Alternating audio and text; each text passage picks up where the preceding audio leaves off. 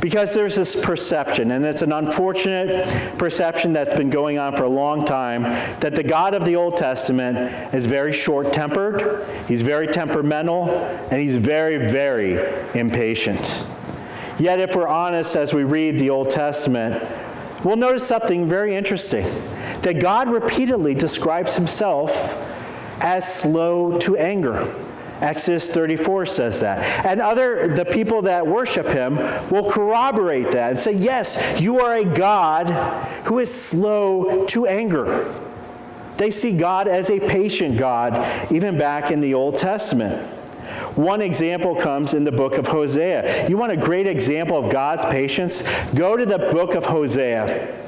It's such an interesting examination. God is reading, for 10 chapters, God is reading out the crimes of Israel against him, specifically the northern kingdom of Israel, which never had a good king, never had a godly king, and its people never really followed God. So for 10 chapters, God is just listing out crime after crime, sin after sin, ways that they have failed him.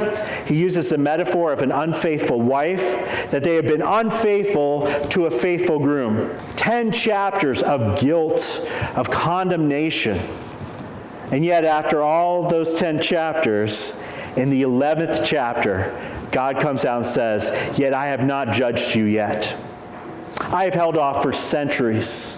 I have held off for generations because I love you and because I am a patient God."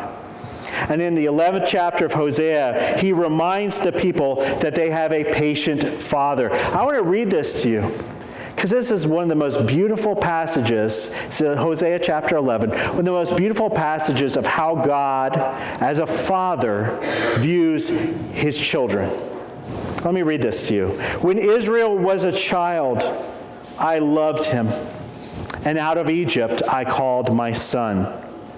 The more that they were called, the more they went away. And they kept sacrificing to the Baals and burning offerings to idols. Yet it was I who taught Ephraim how to walk.